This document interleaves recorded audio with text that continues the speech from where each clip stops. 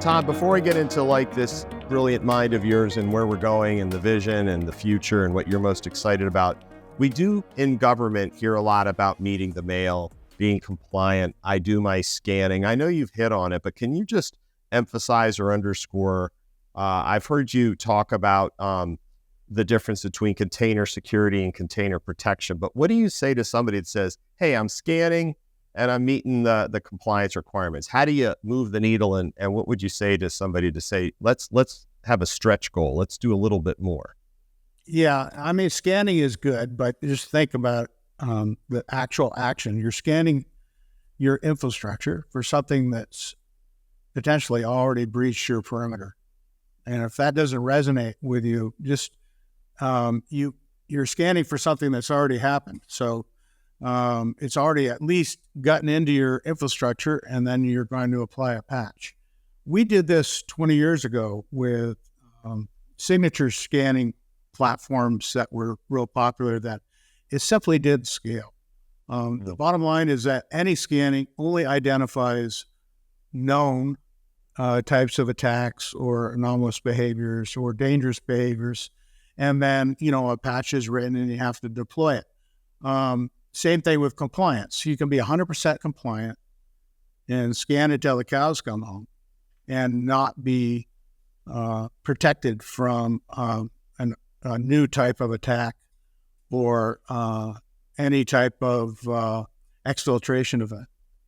You really need proactive security to do that. And we feel that behavioral protection at the packet and application layer is the best way to do that. I appreciate it. You just jumped that thought in my head, or should I say introduce it? It's the classic. We got to be more proactive. We got to be less just reactive, even though that's how things have evolved. Again, as you've pointed out, with so many considerations for a customer now of migrating to cloud, having the right people, people, process, technology. Tom, tell me I'm right or wrong. You're right. You're right. I mean, I don't mean to say in any event that scanning and compliance aren't important. They are still very important. You don't want to leave the front door open and, lock the back door only. You need to make sure that your applications are secure. And the best way to do that is to make sure you're building secure applications right through the pipeline all the way to production. But you really need a defensive mechanism. You need someone on the field of play standing in between the attacker and their potential targets, which happen to be your developed applications. That is NeuVector. Now, we do a tremendous amount of scanning for our customers, layered, deep, fast scanning, very accurate, and allow for easy remediation of, vulnerabilities and compliance issues out of the box. A lot of our customers use us for that purpose only. And when they graduate or start to move applications into production, they'll stand up our behavioral protection mechanisms at the packet and application level, and know that nothing can penetrate their trusted containers or get at their critical data sets, simply because we're designed to protect their data at all costs.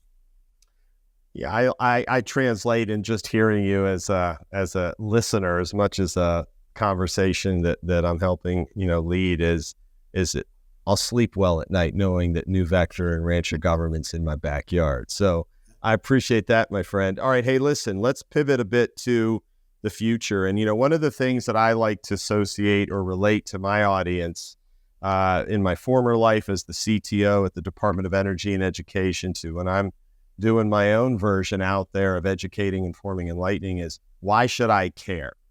And for me, I think we all, and most of us, understand that our nation's most critical sectors, the critical infrastructure sectors, are at risk and in need of an upgrade, and they're aging. Bridges, planes, trains, transportation, manufacturing, you name it, right, Tom? And to do that, technology plays a part. And the beautiful thing with the infrastructure law, the CHIPS and Science Act, the Inflation Reduction Act, and many things prior to that. Heck, we just came out of not cybersecurity. That was October, the October Cybersecurity Month, the recognition of resilience and security for our nation's most critical sector month in November. And that's when it becomes real to me. And that is, how do I know that when I'm out driving my car, eating some food or breathing some air, that it's protected and it's not at risk? We saw this come out in Executive Order 14028 when a pipeline caused a concern for many folks in our country. So at the edge, the industrial Internet of Things, the Internet of Things, what do you see NeuVector doing to keep pace with this constant evolving world that's changing? And what do you see a year from now, 2 years from now, in terms of that NeuVector roadmap that's going to help fortify and protect these critical assets? Well, I think we're still, far ahead of anything else out there, simply because we're a protection device, not just a security device. Great question. I think you'll see more agencies move to kind of a hybrid deployment where they're running multiple platforms, possibly, different CI/CD tools, different clouds or multiple clouds. They might be running 100% on-prem. Of course, NeuVector supports that, supports full air-gap deployments if that's required. But you might see agencies running, Google Cloud with Azure Cloud, actually AWS type cloud, or anything of that nature, and wanting it all protected under one roof. That's something that NeuVector offers. Also, automation, that's critical. Simply, like you said, if you're driving down the road, you aren't at a console. You want to make sure that you're protected when you're not looking. And that's really what NeuVector was designed to do. You set up NeuVector, it learns your behavioral, normalized behaviors, and then locks those down so that even when you're not looking, an attacker or an anomalous behavior cannot impact your applications. So I think the automation is key. We do something with NeuVector called security as code, because we know the application protocols, the file system access, the WAF rules, the processes, and the packet flows.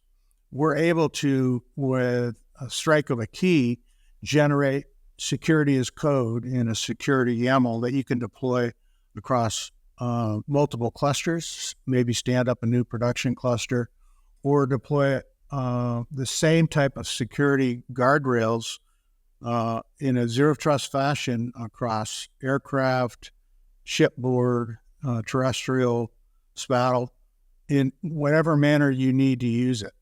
So I think automation is going to be key moving forward. And then, of course, the continued shift as more agencies move assets into production from this detect and patch model that costs us a tremendous amount and is really too late to the game to prevent anything, into more of an IPS or IDP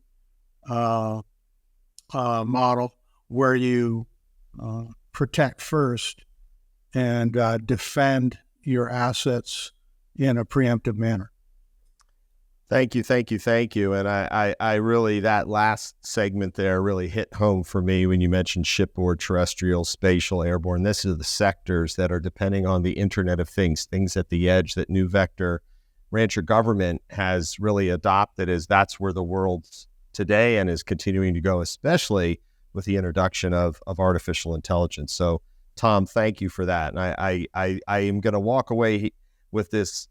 It's not good enough to track and monitor container drift. You need to be able to prevent container drift. You told me that in our prep call, and that really stuck with me. And I hope that's something the audience takes away as well. So, Tom, when I think of the government market, heck, the commercial market, the industry is littered with so many solutions, so many options, so many considerations. And while today we've talked a lot about the differentiation value proposition of NeuVector, I mean, the only 100% open source zero trust container security platform, I believe it. In your words, though, is there something that you feel you know to be true that is so unique? It's that one sliver that no one else can say when it comes to the NeuVector value proposition. Well, I mean, up front, it's got to be, probably a combination. One is the protection. Everybody has monitoring and, fast alert with runtime, but that's not real preemptive protection like NeuVector offers. The second piece of that is being hybrid. And when we say hybrid, that means that we are really vendor agnostic. We're platform agnostic. That means you can run your protection for Rancher, Red Hat OpenShift, Mirantis, Tanzu, Istio, all at layer 7, and run it in air gap or on-prem or in the cloud.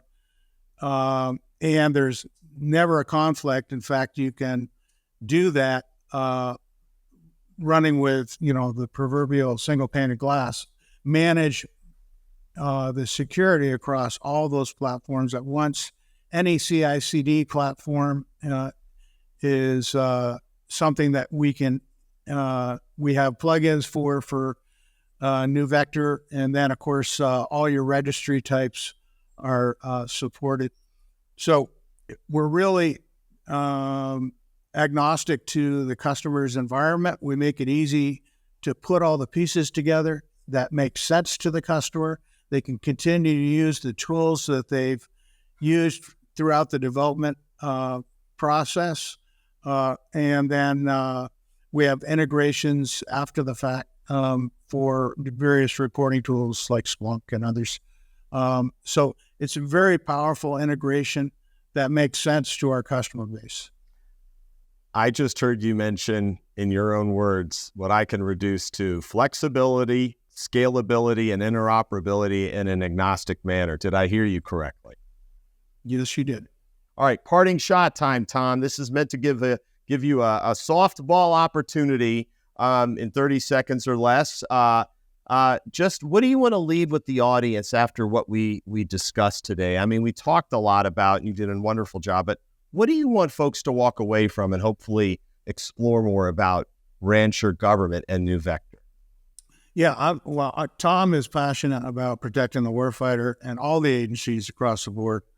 And I think that the protection is key.